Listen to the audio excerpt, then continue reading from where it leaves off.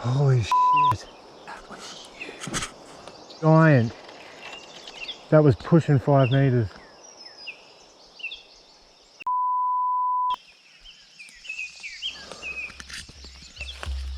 That was massive, man. So That was black. yeah, that was black. That was a big black croc. It was close to 5 meters.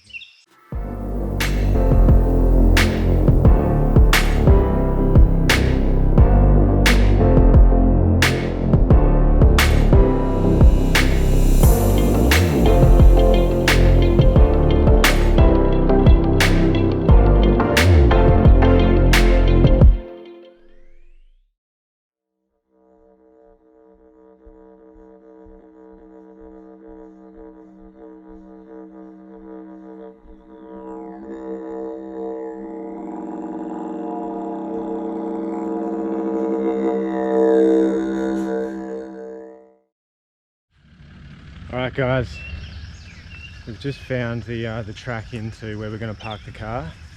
So this mate of mine has given us, there's a big lagoon down here that looks really crocky. Dan's driving in behind me.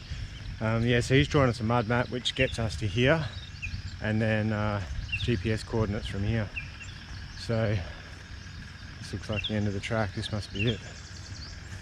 So I mean, we're extremely remote where we are to begin with, and now we need to start hiking through the scrub here. So might give you guys a bit of a rundown on what we carry in our packs when we do this kind of stuff. You know, just safety gear, bandages, sat phone, stuff like that. So I'll show you my backpack and give you a bit of a walkthrough of what we use and what is a necessity out here when you're doing this kind of stuff. And we might see, if there's a big croc in here, he's probably heard us coming. So yeah, this is obviously, well, from what I can gather, this will be the start of what we will be fishing way further downstream. It's quite murky in here. It's obviously stained from all the tea tree in these melaleucas. Whereas I've been told that where we're fishing is just gin clear, beautiful crystal clear water, and big fish. So this is pretty exciting. I love new spots. I love hunting for big fish, and being in areas like this that no one really gets to go to, secret spots. So we're going to park the ute up and we'll show you our backpacks. Alright guys, quick rundown on what we take in our backpacks when we're hiking in these remote locations. We'll be as quick as we can. 37 litre camelback, 3 litres of water. We'll rip them open for you and just start pulling stuff out. So it's middle of the day, but we always carry a head torch just in case you get stuck in there if there's an injury or something. Lures. That's the most important thing. Well, this is probably the most important. First aid. Big first aid kit, bandages for snake bites, tweezers, eye wash. What else have we got in there? Band-aids for cut fingers, just happened. Yeah. But yeah, this is I think a 94 piece. It's sort of, sometimes when you get these first aid kits, they don't have really everything you need in there. So sometimes you got to add a few little bits and pieces in there. A little notepad. So if Nathan gets bitten by a snake, I can write down the time, maybe the colour of the snake, whatever you can identify about it, or anything, doesn't matter if it's a spider or whatever. Bandages. Yeah, some good bandages though. Bandages are the most important things, really. Like snake bites out here, you want 2 bandages. So one to wrap the immediate area, and then another one to tourniquet the leg right up. Tourniquet. There you go. Strap it on. Yep. So. All right, so yeah, first aid, that's critical. Spare GoPro, that's critical. Yep. We got pepper. Once again, the Catadin Be-Free purified water bottle, same as we used in the Wenlock. Fill it up, purify the water out of the creek, and you're good to go. Yep. So water anywhere we go. Leader. This is just a backup. I carry a life straw in my bottle in case this gets punctured or I lose Dan or something. Life straw, same thing. You can drink out of any water hole you find. Don't have to. Set of booties in case it gets rocky, or if a thong breaks or something like that, you can whack on your booties and you've got good protection on your feet. You never know, you might bump into a girl who needs a pair of booties and you'll have a pair for her. Hey, if I bump into a girl, I'll be happy to give them a booty too. This stuff here is a doTERRA, what's it called, Terra Armour, and Dan got smashed by mozzies the other night. I put this stuff on and didn't get touched. So swampy areas, we carry that stuff. What do you got there, Dan? Essential. hunting knife. Good knife. Nothing huge. Comes in a good little Sheath that you can lock in nice and easy, so it doesn't move around, doesn't just fall out by itself. So got to have a good knife. I carry one on my belt. Dan normally carries his on his pack or on a belt. This is extremely critical. The sap phone, that comes everywhere with us. Like I've said before, you can get a personal EPIRB, which are about this big. They're only $300, so that's a bloody good idea. These are anywhere from $1,000 onwards, upwards. So a bit more expensive, but you can, at least you can talk to someone and you know what's going to sort of how it's all going to pan out. You can get information from specialists, and they can talk you through things. Yeah, bandages, like I said, fork. So the salt and pepper, we don't have any food with us, so we're hoping to catch a little barra and we'll just throw it on the coals and we can have some salt and pepper. A survival tool. Now this is just a flint. There we go, we will. That bit there just pops off. So that's just to get a fire going. Was that it? We've also got a lighter, but you never know. Your lighter gets wet, you're screwed. So she's had a bit of use, mate. Yeah, that thing's been flogging. Yeah. What else we got in here? This pack, this is a low pro pack. It's a camera bag, and it has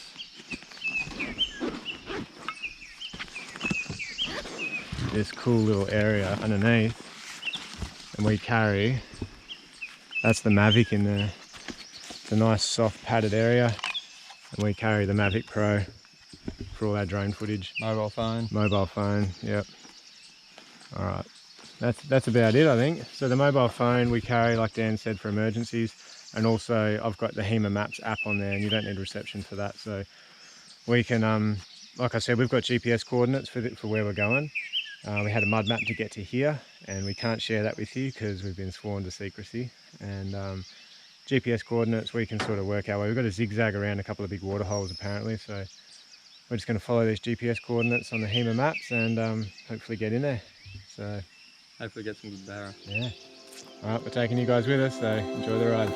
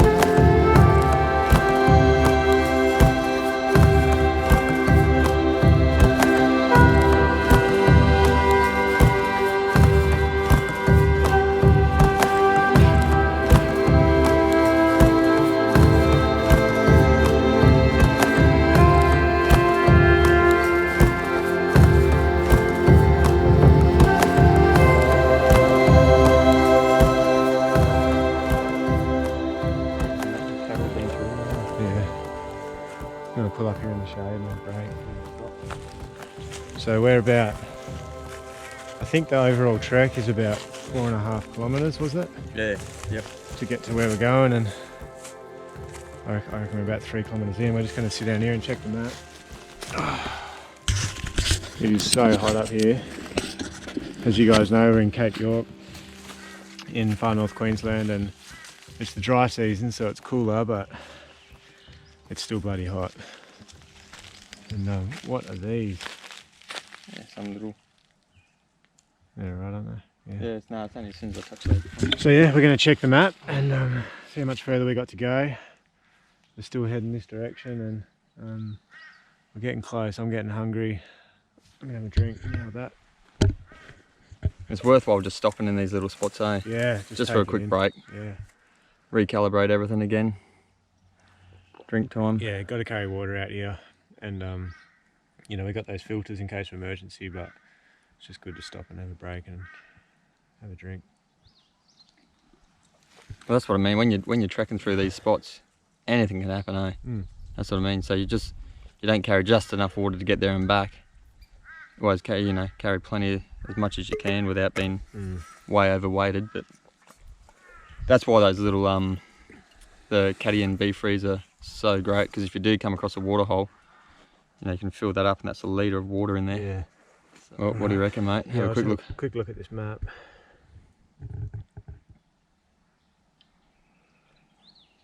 I reckon it's only about another kilometre. Yep. But there's a bit of a swamp up ahead, so we might have to sort of dogleg around that. What are you now thinking? I Like don't know. 8 kilometres? Yeah, 1 kilometre just turned into 8 kilometres. This has happened plenty of times before. So Just trust me, I should have mate. known. I should have Just known. trust me. Yeah. There's going to be fish Yeah. in this hole. No. It will be worthwhile. Maybe I should have brought some damper with me just in case. Alright, we're off, guys. We're going to keep heading this way and we'll be back with you when we get there. So look what we just crossed. It's stinking hot. We just crossed. It felt like a desert. I'm pretty sure I saw that ant man about Yeah. 2 k's back, mate. Yeah. Same one. It's just around the corner from the Ant-Man, mate. No, I reckon we're getting close, eh? Yeah. I reckon we send up that line of trees over there. I reckon we send the drone up. So you know what'd be good next time? What? A couple of quads or a buggy. Oh yeah. All right. At this stage, there's no quads or buggy, but I tell you what. It'd be quicker. Yeah. Like, it'd be hard to get through some of that stuff that just come through, but I mean, coming through this sort of stuff here, you'd be flying through. Yeah. So, and plus you can carry everything. But anyway, this is a good old-fashioned style walking in, so exactly. you see a lot more. Yep. All right. Well, let's get the drone in the air and see if that's the water hole up there. Cool. This is it, guys. Look at this. Oh, I was hoping this tree line was going to be it because we were sick of walking, to be honest. And it is. Well, I'm pretty sure it is. Look how clear that water is. So Dan's back there. He's about to send the drone up, and we're going to shoot the drone up this lagoon or creek. I'm pretty sure it's a big long lagoon. Send it up and see where to fish, like what's the best looking spot. That's the best thing about these drones. You can look for good structure under the water. It's a bird's eye view, you know. So this place, all these lilies, this just looks phenomenal. But they did say there's some big 14-foot crocs around this area, so we got to be careful. So spots like this, it's just rich with wildlife. They get flushed out in the wet season. This whole area is really low lying, and yeah, so through the wet season it all floods. Everything gets flushed out. You can see how clear it is. That's why, and it's got these beautiful reeds along it. This is what I was talking about earlier with the pigs. They come through and they destroy stuff like that. Whereas this area here, I haven't seen any pig sign yet. We saw some way back in some swampy stuff, but this is just beautiful through here. So hopefully there's some good fish in here. This is exciting, guys. All right, when we get the drone up, we'll roll on that, and I can hear it going now. And when we get to a good spot, we might set the GoPro up on a tripod, or I don't know. I don't know what we're going to do. I'm just pumped. I just want to get a lure in the water and show you guys some fish. Look at this.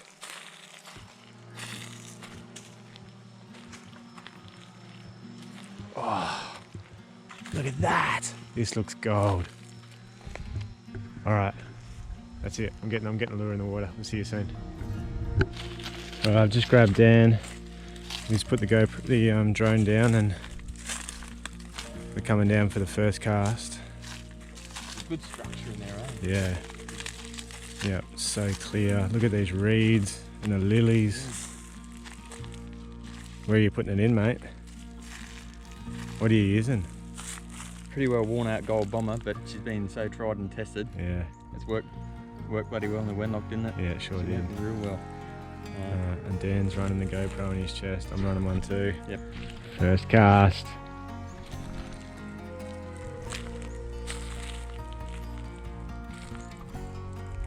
So clear, the shimmer on the bomber. Oh yeah. Oh, he's picked up a lily. You got a hitchhiker there, mate. Uber bomber.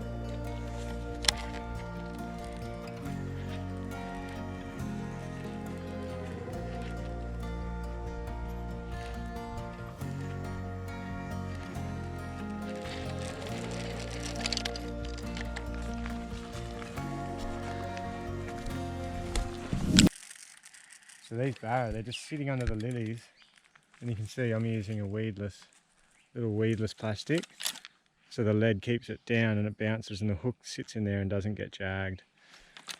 That's the idea.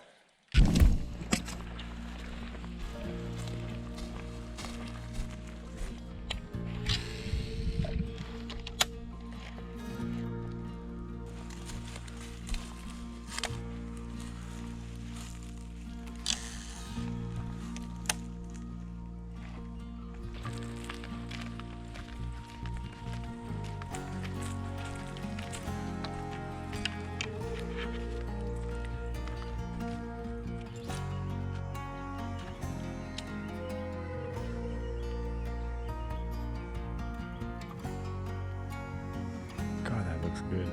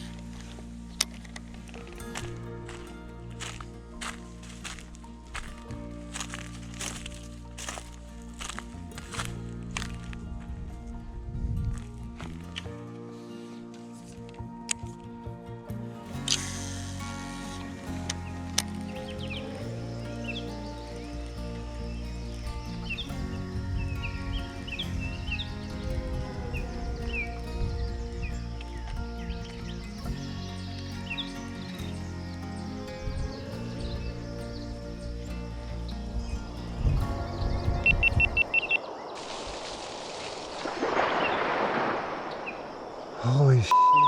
That was huge. Giant. That was pushing 5 meters. Holy shit. That was massive, man. So That was black. yeah, that was black. That was a big black croc. It was close to 5 meters. And only like 10, 15 meters away. I just heard him moving. I looked over. I was literally just looking at this section here going, oh, it doesn't look too bad. Like, it's not deep. Yeah. Let's go have a little. Yeah, let's have a squeeze. Just be careful. Yeah, if he's straight in the water. I saw the whole thing. I saw him slide in. His whole body length. He was Mate, massive. Look at the mark he has made in there. Dead set. Look at the mark. That's his mud hole. Can you guys see that? Big, black, warm mud. You can see how disturbed the soil is now. I reckon he'll come back up. Yeah, he'll be searching for us. He won't have any trouble taking us. So that sort of changed things a bit. Well, there you go. When you say fresh water, no salty crocs in there. Yeah. 100% fresh. Pure that was fresh huge. water. Yeah. So there you go. Look at this, guys. This is his slide. I don't know if you can see that. I'm going to get a bit closer. We're pretty jumpy at the moment because that was a prehistoric monster. So I'm just staying behind this log here. Look at that. Mate. That's where he was. Look at his claw mark there. Look at that there. That's his claw. I'll zoom in on that when I'm editing. He was a giant. That ain't no 2 to 3 meter. No. That's solid. Super solid.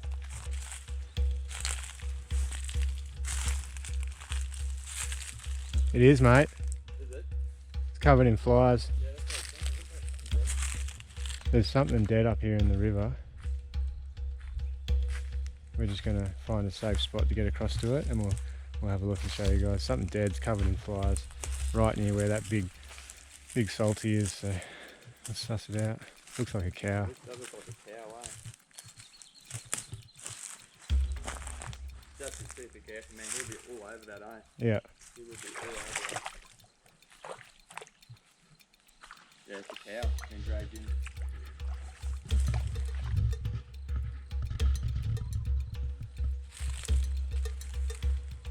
There you go. That's a pig, mate. Hey? That's a pig. Is that a pig? Yep. There you go, guys. That's what these big crocs are feeding on. He's taking a bit of that and this is his home. That's a big pig. Alright, we might move a little bit, try and fish somewhere else because he's going to be really territorial and this is his home. We're going to be real careful. Alright guys, we just got our first little barra. Tiny little fish. He's cute. I just wanted to show you the colour. Now you guys saw us fishing for barra in the Wenlock. Look at this. But look at the colour of him. So different because he's up here in obviously like a landlocked little lagoon, and you can see why that croc was so black. It's because it's where they live. They are what they live in. So we'll let this little guy go.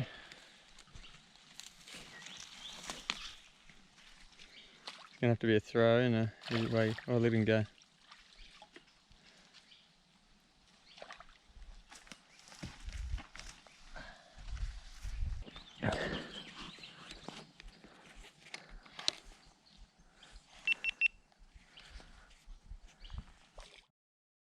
Alright guys, I've just hooked another barra. We just moved down about 15 metres from where I caught that little one, and I've hooked a better fish.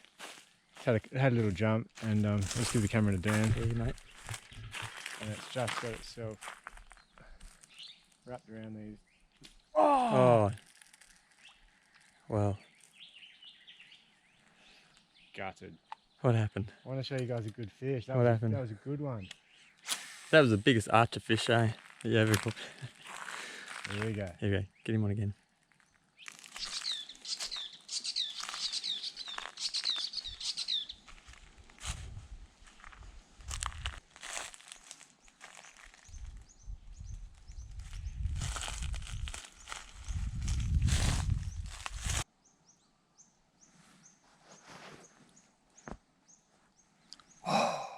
There it is there. That is ginormous. Ginormous. Absolutely ginormous.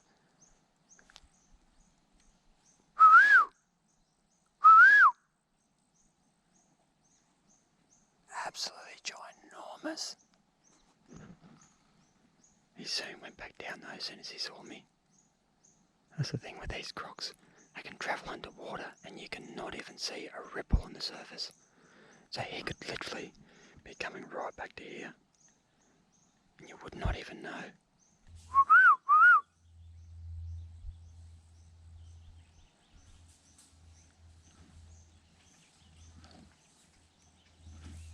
Fucking head like that. He's gone back down again. What? Fucking huge. So we're just trying to sneak back up on this croc. Dan was a bit in front of me, and he's just he reckons he saw him again come up, and his head was massive. He's down there showing me how big it was with his hands. It looks like about 700 mil long, the head. So I'm going to sneak down here and show you guys.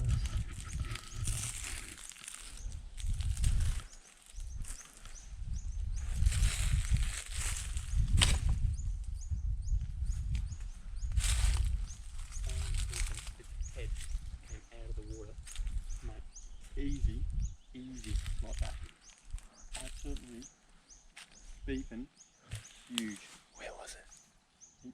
So I walked down here and he wasn't there, and then see where the stick is, that stick coming up there? Where the fish just jumped? Yeah. He literally just popped his whole head up, no body at all, and just sat there and looked, and then just went back down again. I'd love to see his whole body come out. I'm going to have to sacrifice that one. I reckon we send the drone up soon. Yep. And maybe we'll walk back downstream. We might walk back downstream and sit down and have a break. Let it go quiet for a while, and then we'll send the drone down here, hopefully capture him. Do it. Here he comes. There he is, he's coming up.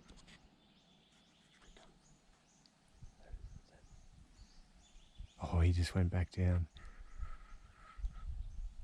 Oh, did you see that? Here he comes. Here he comes. He's coming this way. Literally coming towards us. Okay, so you can see the reeds moving here.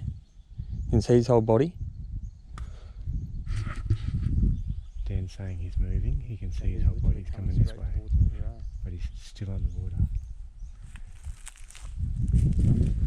He is massive. You still see him? Can't see him. He's got a white snout on him, eh? Okay, so literally now, no, I reckon he's gone down. Look at the bubbles over there. He's going down. He has so got his eye on us right now, eh? He'd be saying, that's my pig. Anyone goes near it, you'll be next. So this is what we mean by being so careful around these freshwater riverbanks. So if you was to decide to come along fishing here, a croc that size would launch and he'd have you. Alright guys, just caught another tiny little bronzed barra on a weedless soft plastic. So I'll quickly get him back in the water. Just like that. That was an easy release. There was a bigger fish in there, I just had a hit, so I'm going to have a couple more casts. And then I'm going to go and find Dan, he's going downstream a bit. Alright guys, I just found this awesome little hole. Every cast I've had a barra come up and roll on it, or I've caught one. Beautiful little fish. Yeah, so it says a lot about this ecosystem. It says that it's very abundant, rich with wildlife. You know, big crocs, lots of little barras like this. Like this is like a little fingerling size, you know. I hooked a good one up there, and I just dropped one just here on the bank that would have been close to 55 centimetres. So I'm gonna have a few more casts in here, and hopefully get a bigger one.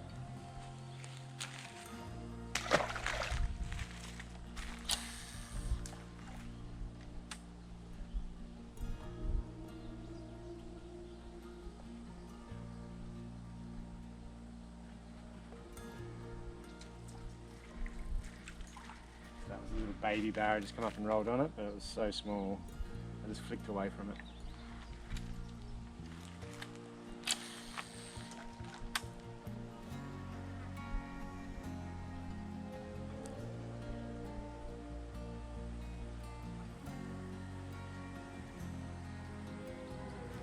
Another little baby. Oh, I missed it. Oh, look what he's done. That was a bit better. Still not big, huge, but probably 50 centimetres.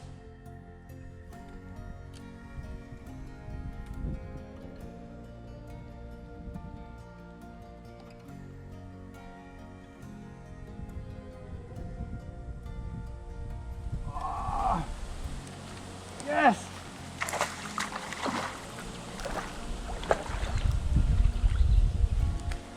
There you go. There you go guys, that's a little bit bigger. They're all that same bronzy kind of colour from living in this water. There's no run in this water, so we're a long way inland, pure fresh water, and these are the fish we're pulling out. That cast just then, when I was bringing the lure back, I had probably 3 fish come up and roll on it and miss, and then this guy last second just smacked it. Look at that. Alright, we're putting all these back. And catching some more. Alright guys, time to leave this cool little lagoon, or big lagoon. Sometimes our adventures don't go perfectly to plan. There were no big barra, but we saw at least 30 or 40 little ones. It was all surface action, which was really cool. It's always fun watching that. And we got that. Well, I hooked that bigger one that was probably close to 70 centimetres, but got stuck up in the reeds and I dropped it. Just so frustrating, but it's all part of fishing. And we saw that huge croc. That thing was a dinosaur. So, you know, it's all part of it. We're happy we hiked in here, and I hope you guys enjoyed it too. I'd love to come back here with a tinny, so we might look at doing that maybe. You know, I think it's a bit cold at the moment. We're still in August, so maybe kind of like October, November, we might try and push a track in here with the quad bikes or a buggy and the tinny. That would be absolute gold.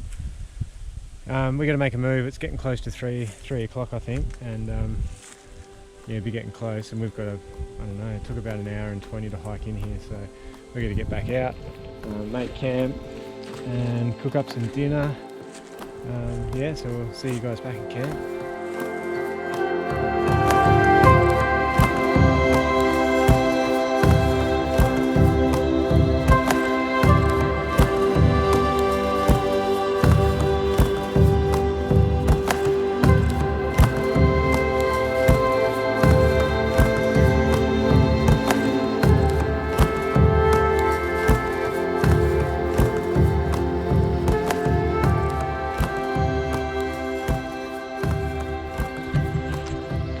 Morning everyone.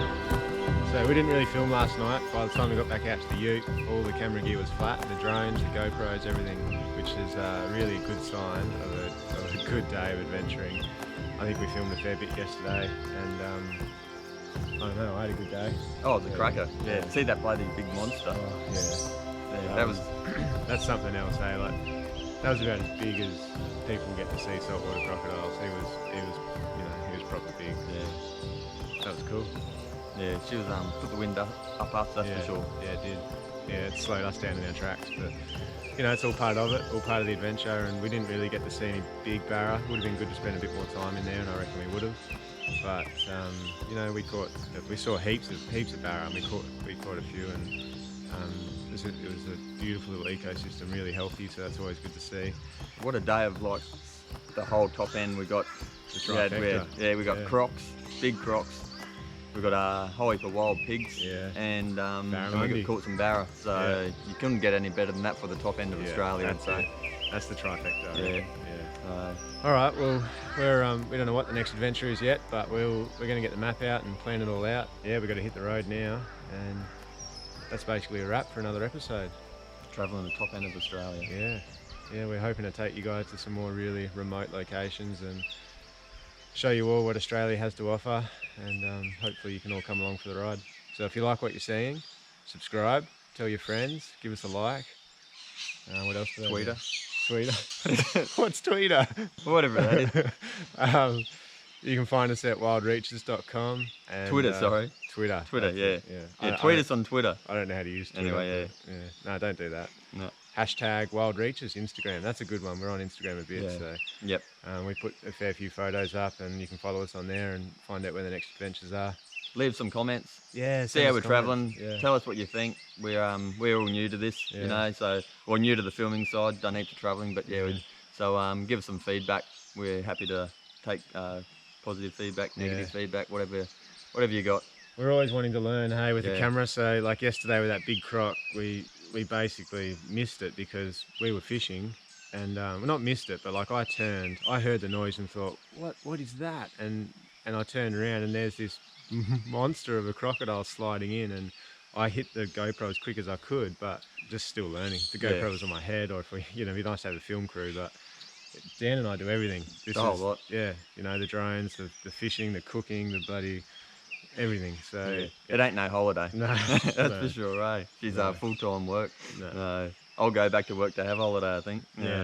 But we love it though. It's so much. It's so good to be out here enjoying it all and showing you guys what we do. So and there's plenty more to come. We're not stopping here, so keep following us. Big thumbs up. See you guys.